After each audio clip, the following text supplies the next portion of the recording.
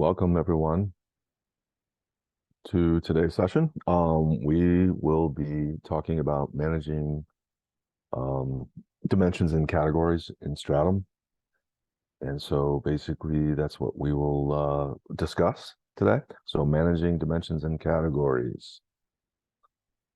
My name's Adam Kurtz, and I've been with Sylvan for 25 years and know the product very well. So just gonna need to let a few more people in.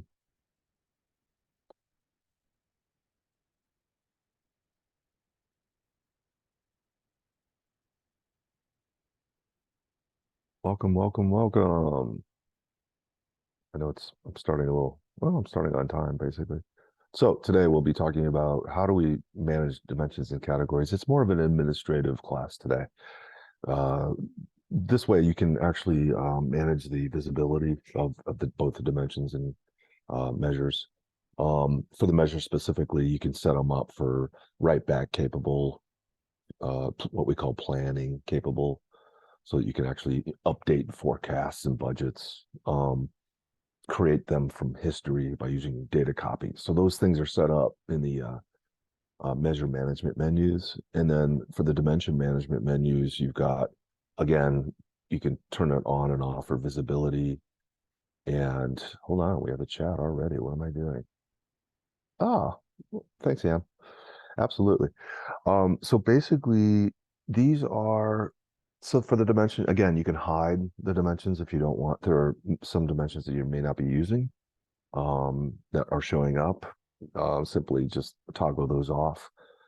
Filtering options are available so that you can set up dimensions that are highly populated, like product, order.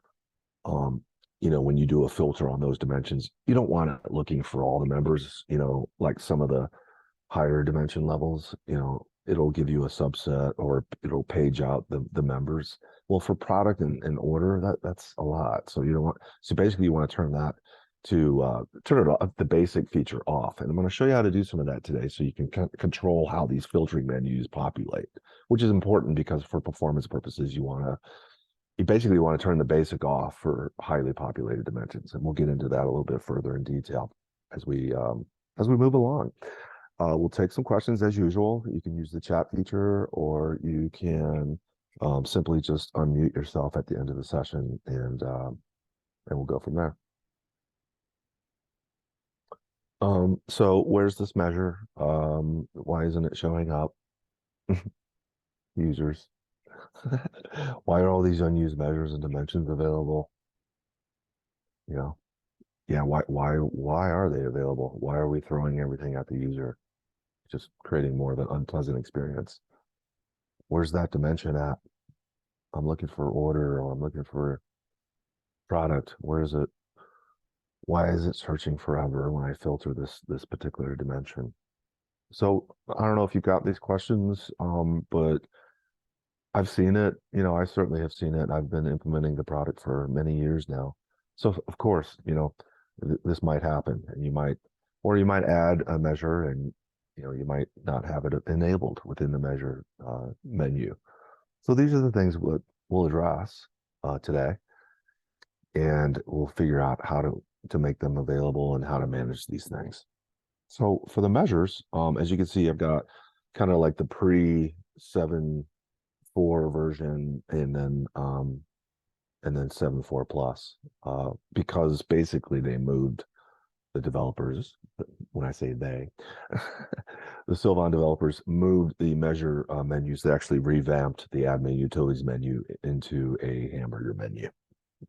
So basically, for the pre 7.4 folks, you'll use the admin utilities menu to go to the measure menu. Anybody on 7.4 or greater would actually go to the upper right hand corner of the application, click on the hamburger menu, select manage things, and then on to the measure menu there. And this will allow us to manage the measures of this particular menu. The visibility, we can then turn on certain permissions for data copy and planning if we wanted to make these measures available for those purposes.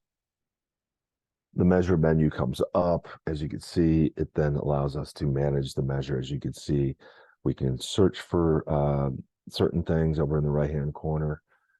And as you can see, we get a column of things that we can enable or disable. And again, the first column being, is it enabled at all? Is it visible? And then on to the planning and data copy features. Do we want to enable those? I will say that probably for many of the measures, that will be set to no, because most of the measures that you'll set up for planning or data copy will be forecast or budget related, measures. If you're not using those features, simply just concentrate on the first column of whether it's being enabled or not. And this will allow you to enable a measure that maybe a user is not seeing, or disable it, etc.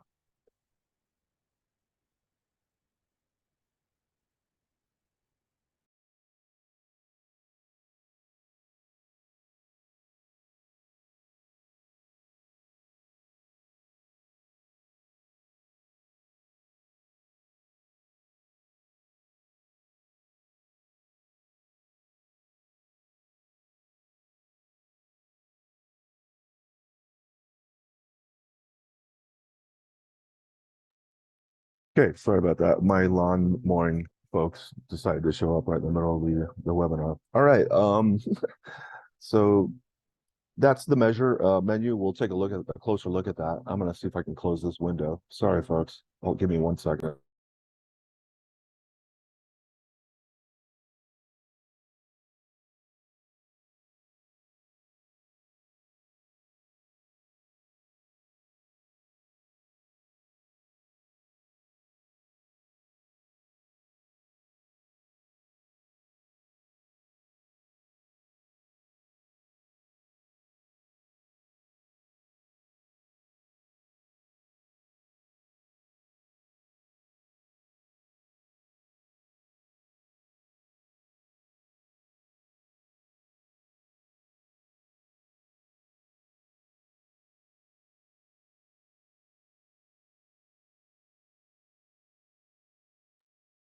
Okay, sorry about that. They're gone. Okay, so basically that's the measure menu. Again, toggling the measure on or off, or enabling or disabling the data copy feature. And you'll go into an edit mode there to turn that on and off, by the way. There's basically what it looks like to toggle things on and off. Pretty simple. And again, we'll take a look at that in the demo. Pretty simple stuff. For the dimensions, same concept here. You'll have an admin utility menu available called dimension. And then also for the 7.4 or greater versions, you'll have a hamburger menu option. So click on the hamburger menu, and then under manage things, you'll select dimension. For the dimension, quite a bit different, in terms of what you'll manage here versus the measures. For the dimensions, again, you'll either disable or enable it as being available or not. The filter menu options are available so that you can set them to either advanced or custom or basic. And this is important for, like I said earlier, for dimensions that are highly populated. You definitely want to switch it over to advanced, because the basic will show you, it'll query subsets of data, and for product or invoice or order, those are levels that you typically don't want basic turned on for. So I would suggest that you turn that to advanced for some of the larger dimensions. Going out further, you're actually able to select, which pickup fields you want to make available as well. And then I'll address this later on, but for 7.5, we actually added a feature here so that you can specify whether that pickup field is text or numeric, which is nice because for sorting and filtering purposes for version 7.5, we've added that so that you can, so that they actually work properly, so that you can specify the field as numeric and then sort on product list price. You can sort on different numeric fields that might make sense for your, sorting and filtering. Here, when we set it up, as you can see, like I told you, you could set up whether it's enabled or not, and again, which filter options do you want to make it available to select here. You can do basic, advanced, advanced only, and custom. And we'll get into more of what that is here in a second in the demo. The basic, as you can see, it returns everything. So if I do a basic filter on, in this case, UPC, here I can see that, I've done first of all, you can search for certain things and in this particular window, of course. And then secondly, it's already returned some things here. So here we can see that it's returned some records already. And again, that's what we don't want for instance, product or order and invoice, or perhaps ship to. It all depends on how many, I would say if you have thousands and thousands of records, this is probably not something that you want turned on for those dimensions. The user can from here change that from basic to advanced, but they would have to go through some clicks to do that. Here's what the advanced would look like. So the advanced, first of all, it comes up clean, and it won't return anything until you find something. So you'll basically type in a keyword of some items that you're looking for. It could be the actual number itself, the product number or the SKU number. And then you would then select from the top area down to the list of the pick list on the bottom of what you selected. So now you're being proactive about selecting something as opposed to it presenting something to you, which is not great for products, right? So this is the better approach, so that it comes up empty initially, and then you'll dictate what it searches for so that you're not taxing the application. So as an administrator, it's better to manage that and to have those properly managed to help the overall performance of the application.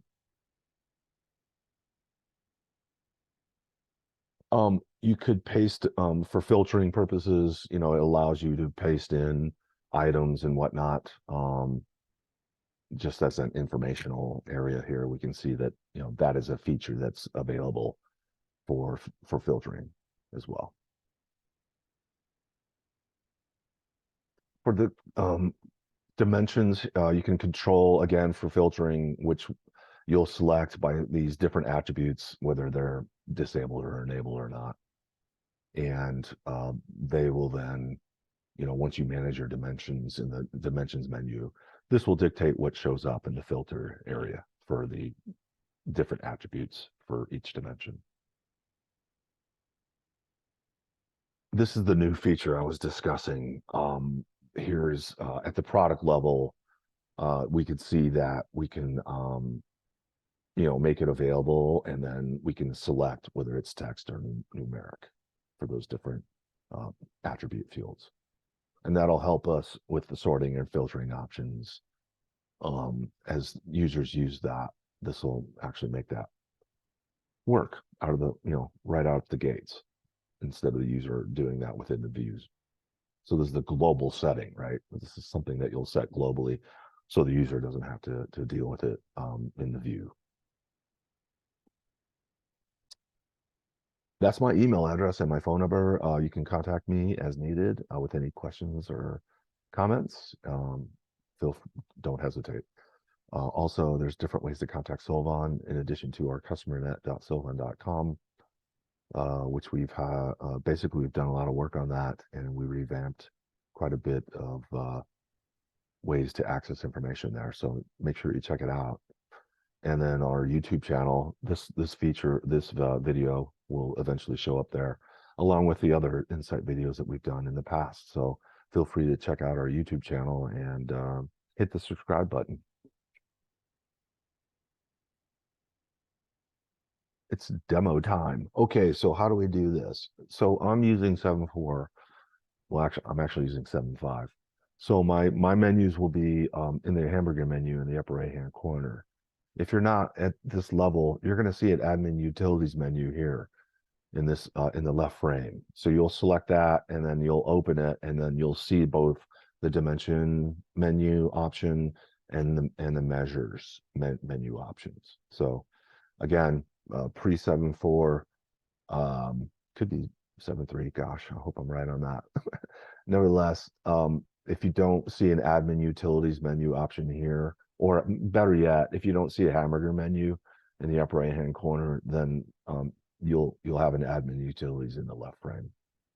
And if you don't, then contact your administrator. If you are administrator, then make sure it's turned on so that because you can hide the admin utilities menu as well.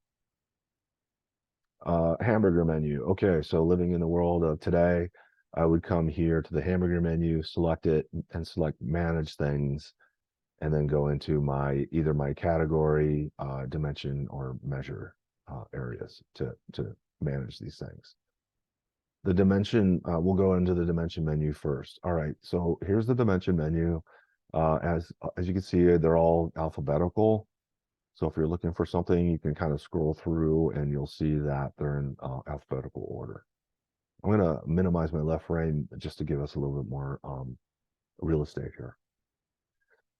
Okay, now I'm going to go straight to my product level because I know that there's some attributes there that I need to manage. So here we can see that the product is basic.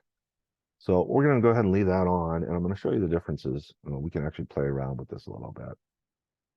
And we could see that product has actually two levels to it. There's actually market group code is actually a custom attribute that we created. So there, you could certainly do that within the world of Stratum is make create custom levels, and that's what the market group code is. That's why that's showing up. Here we can see that for product, we can see that it is selected and turned on. We can see that if we expand that out here, we can also see that it's basic, searching for filtering menu. So we'll leave that as is. And then going out further to its attributes, we could see that the attributes are then, some of them are selected as numeric. And then the others, most of them are textual. So this is what I was talking about. You can go in and manage these accordingly. If you have numeric data, obviously it would be advantageous for you to turn them to numeric so that when a user potentially uses that attribute and they sort or filter on it, it'll do that accurately. It'll perform as expected. These other check marks to the right, they correlate to whether they are add to views and display columns. So basically it's for the do you want to be able to add these to views and display them? First of all, that add to views, do you want them available so that users can add the attribute to the view?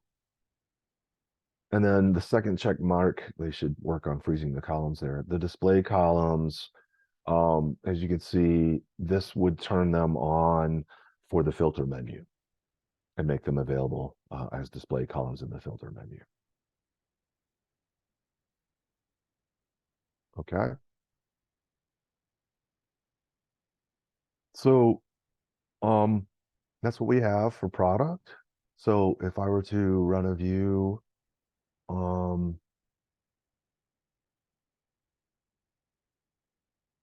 and we were to look at product in a view, let's take a look at that real quick. Here we have product, so I'm just going to drag and drop that over into my view. And I'm going to do a filter. So I'm going to filter on product. I'm going to right click and go to filter, edit. And sure enough, the basic is turned on. Now in my world, this is a demo. We don't have a lot of products. This is made up fictitious data, right? So but still I've got 46 pages of Well, only 140. No, I do not. I've got one page and I've got 146 items. So not a lot. Now I know you guys probably have more than 146 items. So again, you'll probably want to turn this off and turn it to advanced so that when a user does that again, they'll get the advanced menu. So let's go ahead and do that. I'm going to turn this on to advanced only so that there's no way for them to actually change it. And we'll save that away. Now I'm going to go ahead and refresh this. We're going to rerun that view by going to my recents. I can just find that view real quick. Drag and drop product back over, and let's go ahead and do that filter now. And that's exactly what we want. So instead of it returning data and querying data for this, because trust me, if you're doing this over a populated level, that might grind for a minute, when it's in the basic mode. Here I've turned it to advanced, and now if I'm looking for a specific item number, or whether it's in the long description or not, then I can see that here it shows up, the ones that show up that I'm looking for, and then add them to my filtered list. Once I've added them to my filtered list, then I can go ahead and click OK. And then it will obviously run the view and then show the items that have data.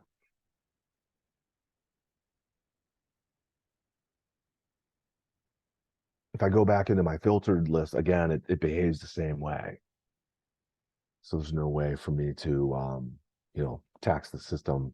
It returns a blank screen up here on the top area. So if I want to add in, some cherry items, or I thought we had cherry. Oh, well, it's in my long description. So there's my cherry items as well. So now I can add those in. So now I've got both the apple and the cherry items. And if I wanted to manage this list, maybe there's a few items that I want to clear out, that I can go ahead and manage the list on the bottom as well. And it kind of shows me a number of how many are selected. And I could go ahead and click OK. So again, that's basically what I did. Was I changed the way product was being filtered, the filter menu, and how that was turned on. So that's something that I would suggest that you use for all of your more populated dimensions.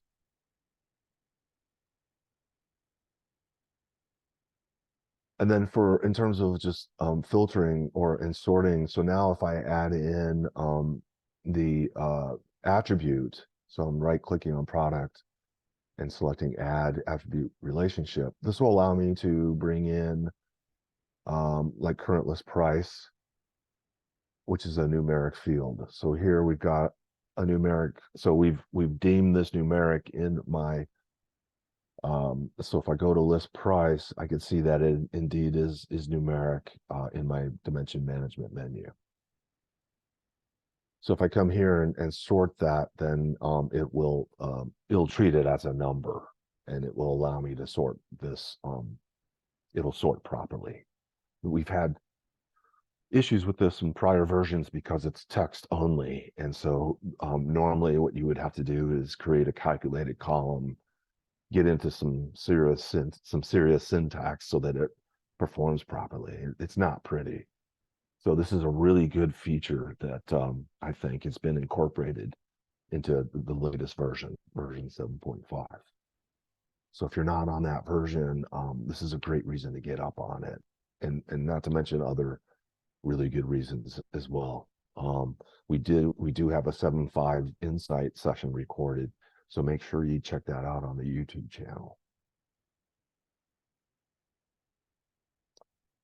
Let's take a look at some how we would manage the measures. So here we can see kind of the same concept, except now we're going into our measure field menu.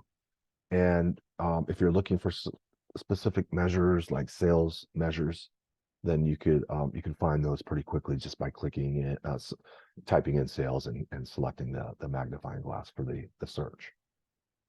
So here's my sales measures, and I can see that I've got not only my regular measures, but I also have my calculated measures as well. So they're going to show up too, so that I can manage them. My first column, again, is going to be and I can highlight some of the ones that I want to manage in one fell swoop, and then click on the edit button there, and it will allow me to manage them together, the ones that I selected. I can move that menu over, and then I can then disable everything completely. And if it will warn me by deselecting this, it will deselect the viewer enable check boxes for all the measures below. And then you go ahead and click OK. And so now these are basically hidden if I were to go ahead and save this, which I won't. But now, so now you can kind of get an idea of how you can manage these measures and make them unavailable. And then, of course, you can turn it and toggle that back on. If you want to, obviously select, you can, deselect certain ones, of course, and make them unavailable too. Are these planning allowed? You're not going to see check marks for this. Again, a demo environment, so we do make our measures planning enables in case we need to change the data as needed. Normally that's going to be turned off. So by turning that on, first of all, you have to be licensed for it. So it'll probably bark at you if you're not. And then secondly, this is for write back. So again, this would be done for forecasting, type measures, budget type measures, etc. And the same can be said for the data copy pieces as well. So that those can be turned on. So you could copy like historical sales into a forecast measure if you wanted to. Now, if you want to learn more about that, contact me and we can talk more about planning, some of the planning and data copy features. I can give you a demo of that so that you can understand what that is better. But that's out of the scope of today's discussion. So quite simply put, this is a great way to just hide measures and just make sure that the measures that you want are visible are selected here. So that's the measure menu, and that will, that again will depend on the version of where that would show up, either in admin utilities on the left frame menu or the actual hamburger menu under manage things measure. The category, you might see a category menu there, is strictly just for data import purposes. So for each category, there's two options, and most of them are going to be corporate. Corporate meaning we're actually getting data from the ERP. And again, I would presume that most of your measures are being fed from the ERP system. However, I do have a few categories here that I've deemed a user, because I've turned those categories into user so that the user can feed data to it through the interface. So we do have a way to upload forecast from Excel into Stratum. But before that, there needs to be some setup done so that there is a category available, A, and then B, it has to be turned on as a user category within the interface so that the product knows it would expect the data coming from data import as opposed to ERP. And data import, again, we have other sessions on that, but that's something that you would use coming in through manage data things. It's actually under analyst tools where you can actually import data from Excel. So if I wanted to go in and go into the data import menu, select a file and import a plan, then I can select a file that would have that sales plan, click open, and it would then import the data in from that Excel file, and then ask me, I would then need to tell it where to put it. And there's those two categories that I highlighted, sales plan or opportunities. Obviously, it's not going to allow me to import data into anything else. And then I would tell it what the file would look like. And again, we have other demos, but it's basically just asking, what does the file look like? Where's the dates? That type of thing. It then imports the data, and then I can kick this off into Stratum. So actually, and notice how it's mapped the data. I've done this before, so it knows that this dimension is region and sold to, and boom, I could just flush this data into Stratum and then analyze it. Once that runs, it'll probably take a few seconds or minutes to update, and then I would get an email telling me that the job and the data is available, and I can go in and start analyzing my plan against my actuals. So that's part of the data import process. And as you can see, there's some just a little bit of setup that would need to be done on the back end side that would then allow the users to import data into certain measures as well. Okay. So again, different ways of managing the dimensions, making sure that the ones that you want available are visible. And same thing for measures. We've got new feature in 7.5 that allows you to manage your attributes as either textual or numeric. So, another reason to stay current with the software. If you're on maintenance, you're entitled to it. So it just makes sense for you to take advantage of some of these features. All right. And then for data import, obviously, you can set up a category as a data import user related category so that users can actually import data, create plans and forecasts or whatever the case might be.